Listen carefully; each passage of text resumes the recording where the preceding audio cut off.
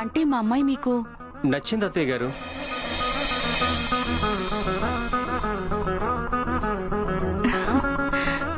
నచ్చిందా? సరిగ్గా చూసారా? సరిగ్గా చూడకపోవడానికి నేనే గుడ్డివాడిని కాదు కదా అక్కయ్య గారు.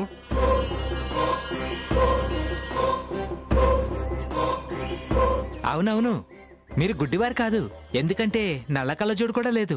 నల్ల కళ్ళజోడు ఉన్న వాళ్ళందరూ గుడ్డివాళ్లు కాదు కదా బావగారు.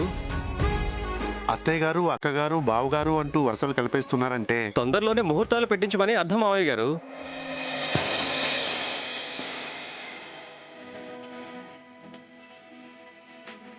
ఏంటి బామ్మర్ది అలా కూర్చున్నావు? మీ అక్క నచ్చిందని చెప్పాను కదా, నోరు తీపిచేయి. అలాగేనండి. ఇవ్వు.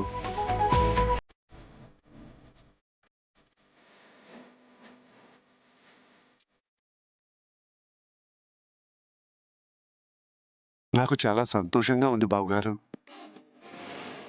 మా మల్లికార్జున పుణ్యమా అని మీలాంటి మంచి మనుషులతో మాకు సంబంధం కుదిరిందే. అంతా మా శ్యామ అదృష్టం అండి. అదృష్టం అంతా మీ అమ్మాయిదే కాదు చెల్లెమ్మా, మాది కూడా. ఈ రోజుల్లో కొత్త కోడలు వస్తుందంటేనే అత్తమామల భయంతో వణికిపోతున్నారు.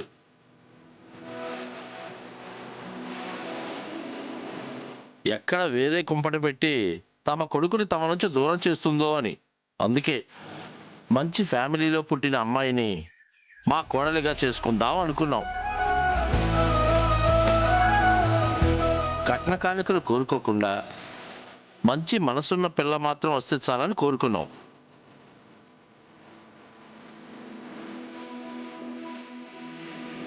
మన చుట్టాలు పక్కాల్లో అందరి ఫ్యామిలీస్ గురించి మా మల్లికార్జునకే తెలుసు. అందుకే మా వాడి పెళ్లి బాధ్యతని మల్లికార్జున నెత్తినే పెట్టాను.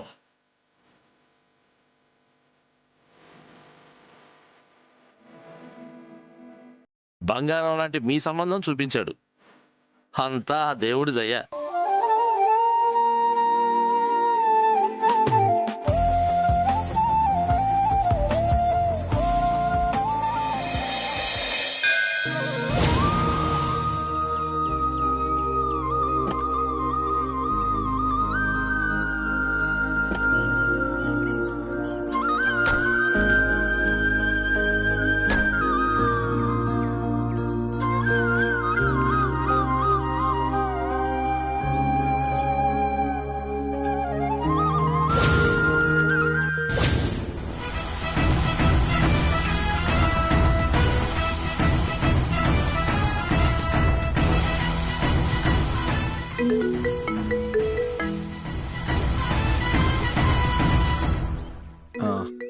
మమ్మీ, నేను ఫోన్ కాల్ మాట్లాడేసి వస్తాను, నువ్వు వెళ్ళు. అలాగే నాన్న, తొందరగా వచ్చి.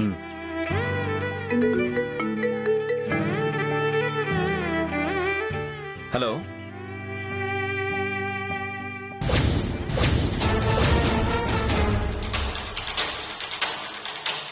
ఇప్పుడు గురుటికి డాష్ ఇస్తాను, ఫ్లాట్ అయిపోతాడు.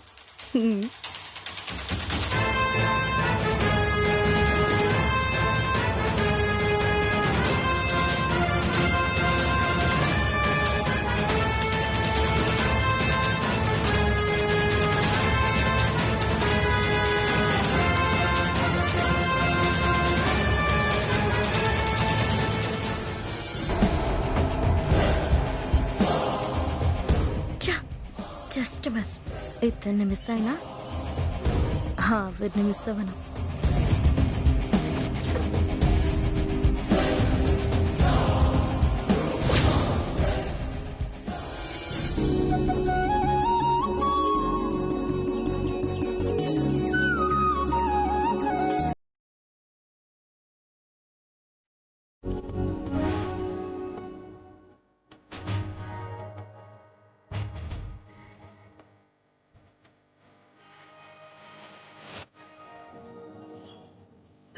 నమస్కారం పూజారి గారు. నమస్కారం అమ్మా.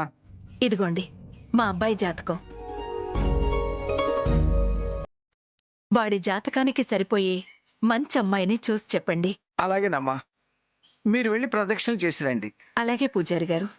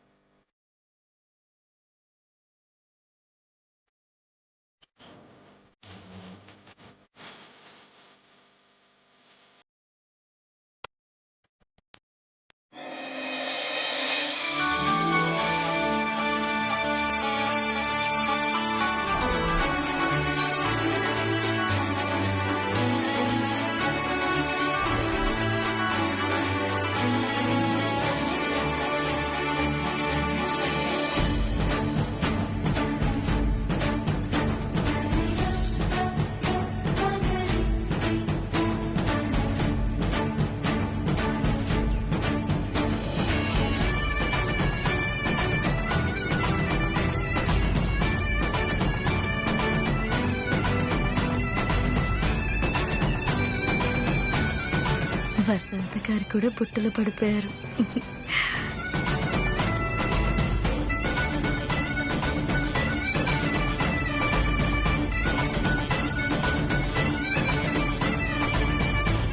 అమ్మాయి అచ్చం దీపలక్ష్మిలా ఉంది. ఏ ఇంట్లో కాలు పెడుతుందో కానీ చిదివి దీపం పెట్టుకోవచ్చు.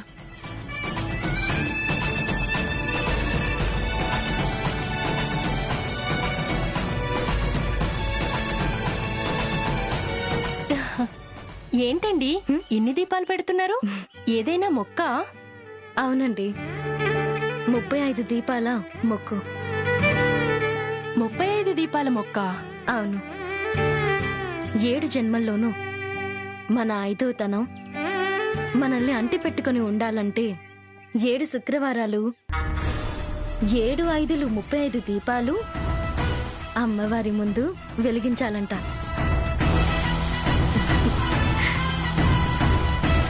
అలా మొక్కుకొని దీపాలు వెలిగిస్తే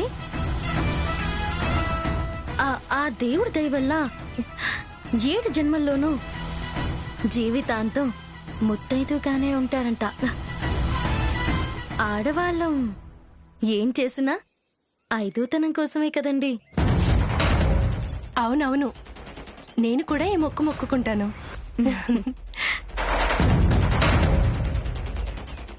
ఇలాంటి కోడలొస్తే అంతకంటే ఇంకేం కావాలి?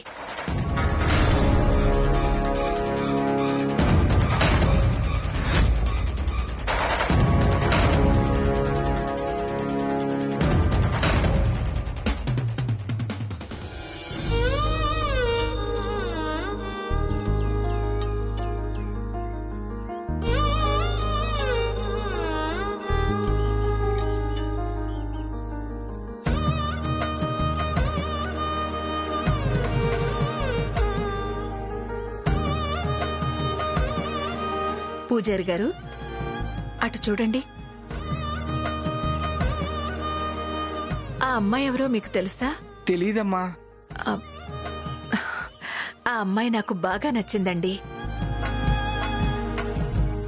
మా అబ్బాయికి ఈడు జోడు బావుంటుంది అనిపిస్తుంది.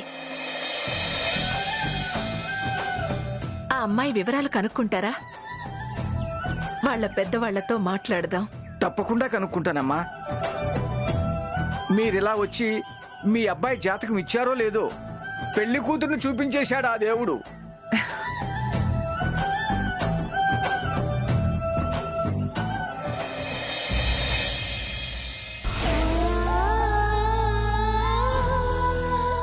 ఏంటి ఆలోచిస్తున్నారు?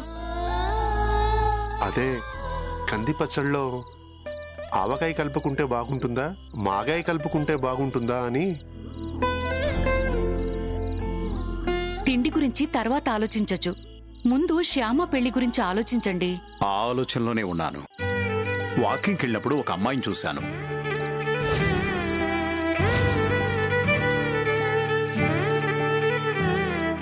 కుందనపు బొమ్మలా ఉంది. ఆ అమ్మాయి మన ఇంటి కోడలైతే బావుంటుందని నా ఉద్దేశం. మీ ఉద్దేశం బానే ఉంది అత్తయ్య, కానీ గురువమ్మ గురించి ఆలోచించండి.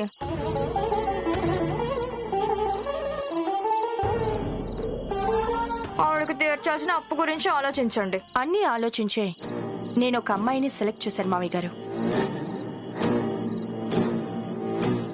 నా అంత అందంగా లేకపోయినా ఆ అమ్మాయి కూడా యావరేజ్ అందంగానే ఉంటుంది.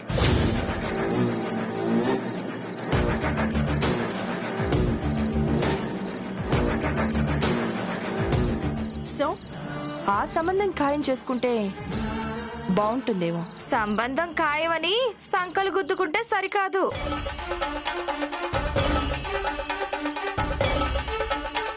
తర్వాత రాబోయే తలనొప్పుల గురించి కూడా ఆలోచించుకుంటే మంచిది. అందుకే నా కోడల్ని నేనే సెలెక్ట్ చేసుకున్నాను.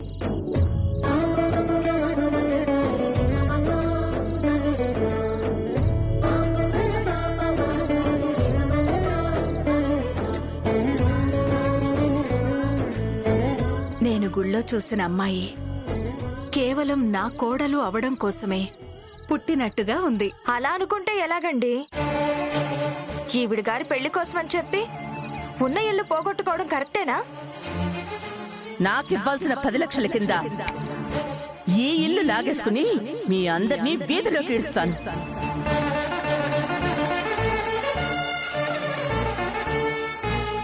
ఇంటిల్ల 10 వీధిన పడ్డం కరెక్టేనా?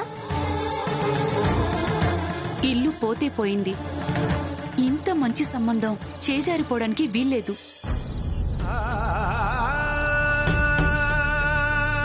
అయినా ఇల్లు లేకపోతే గుడుంది కదా, గుళ్ళో మూల పడుంటాం.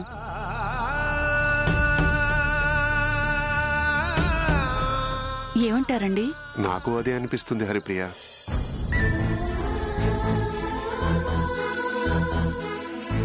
అదేంటో నాకు కూడా అదే అనిపిస్తుంది.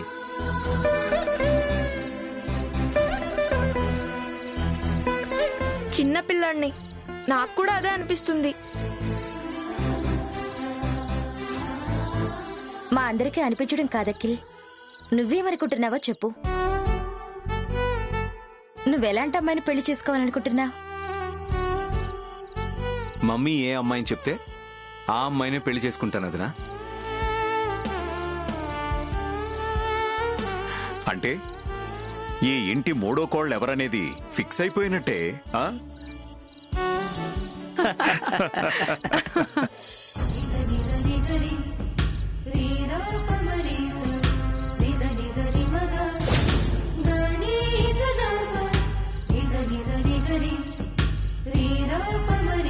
నాకివ్వాల్సిన 10 లక్షల కింద ఈ ఇల్లు లాగేసుకుని మీ అందరినీ వీధిలోకి ఇస్తాను.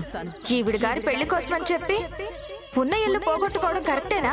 ఇల్లు లేకపోతే గుడుంది కదా. నాకు అదే అనిపిస్తుంది హరిప్రియ. నాకు కూడా అదే అనిపిస్తుంది. నాకు కూడా అదే అనిపిస్తుంది. నా పెళ్లి జరిగితే ఖచ్చితంగా గురువమ్మ ఇల్లు లాగేసుకుంటుంది. అమ్మ వాళ్ళు వీధిన పడతారు. అలా జరగకుండా ఉండాలంటే నేను అనుకున్నదే చేయాలి. ఈ సమస్యకి అదే పరిష్కారం. ఆ పరిష్కారం సరైనదో కాదో కన్నయ్యని అడుగుదాం.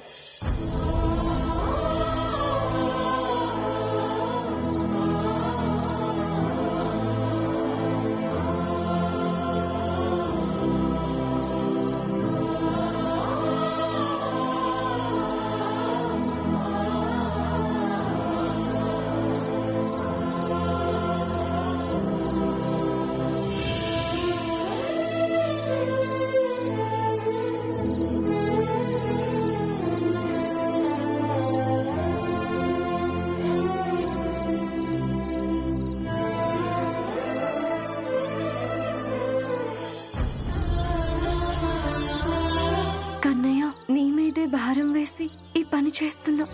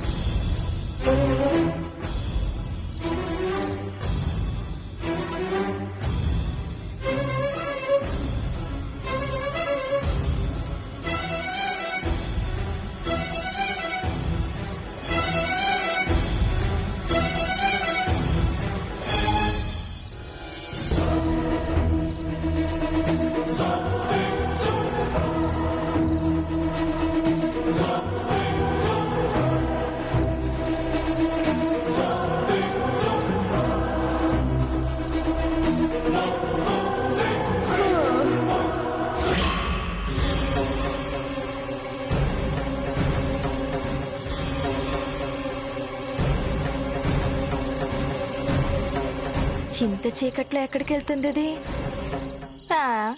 ఎక్కడికి వెళ్తే ఏంలే, ఇలా రాత్రులు బయటికి వెళ్తుంది అని అల్లరి చేశామంటే జీవితంలో దానికి పెళ్లి కాదు, జీవితాంతం కొంపలోనే పడుంటుంది, మమ్మల్ని పోషిస్తూ ఉంటుంది.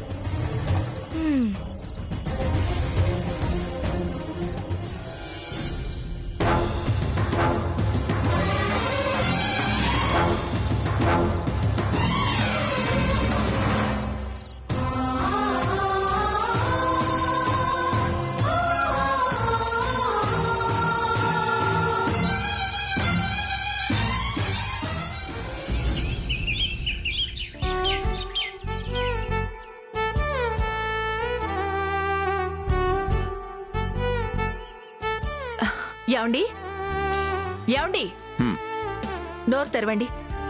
ఏంటి? తెరవండి చెప్తాను.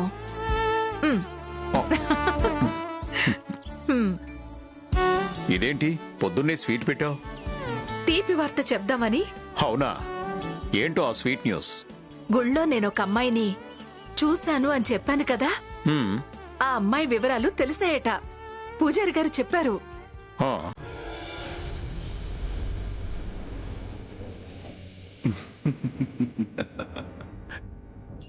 మొత్తానికి ఆనంద్ వర్మ భార్య బుట్టలో పడిపోయిందన్నమాట.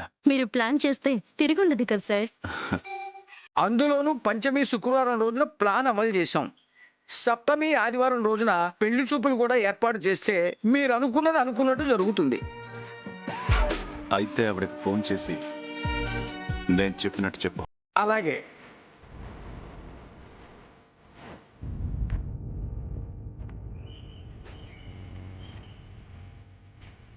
ఖచ్చితంగా మన ఇంట్లో వాళ్ళందరికీ ఆ అమ్మాయి నచ్చుతుందండి. ఇదిగో పూజారి గారే ఫోన్ చేస్తున్నారు. చెప్పండి పూజారి గారు. ఆ అమ్మాయి పెద్దవాళ్లతో మాట్లాడానమ్మా. అవునా? ఏమన్నారు? ఏమంటారమ్మా, పెళ్లి కొడుకు మీ అబ్బాయి అని చెప్పగానే ఎగిరి గంతేశారు. వచ్చే ఆదివారం పెళ్లి చూపులు ఏర్పాటు చేద్దాం అన్నారు. సంతోషం పూజారి గారు, చాలా సంతోషం. పూజారి గారు, అమ్మా ఆ అమ్మాయి ఫోటో పంపిస్తారా? మా ఇంట్లో వాళ్ళకు కూడా చూపిస్తాను. అలాగేనమ్మా, తప్పకుండా పంపిస్తాను. మంచిది, ఉంటానండి. కాసేపట్లో కాబోయే కోడలి పిల్ల ఫోటో వస్తుంది. సో ఆదివారం పెళ్లి చూపులన్నమాట. పెళ్లి చూపులంటే మరి నాకు అమ్మ నాన్న కావాలి కదండి. వస్తారా? నీ అందానికి తగ్గ అమ్మ నాన్న, ఆ ఆనంద్ వర్మ ఐశ్వర్యానికి తగ్గ వియ్యంకులు పుట్టుకొస్తారు. అఖిల్ కి సంబంధం ఫిక్స్ చేశాను కాబట్టి శ్యామకి పెళ్లి ఏర్పాట్లు చెయ్యాలి.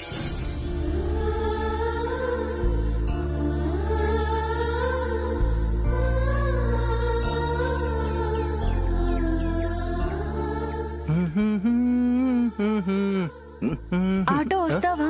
ఎక్కడికి వెళ్ళాలమ్మా? ఈ అడ్రస్ కి వెళ్ళాలి.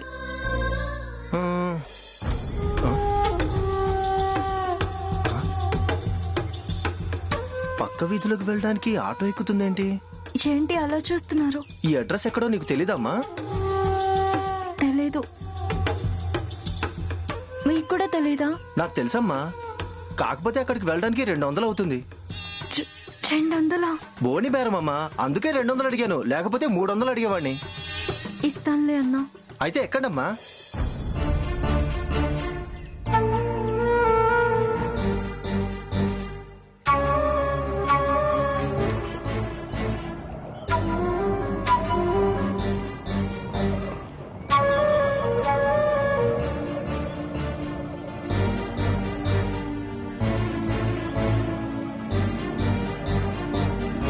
ఇదేనమ్మా ఇల్లు, దిగండి.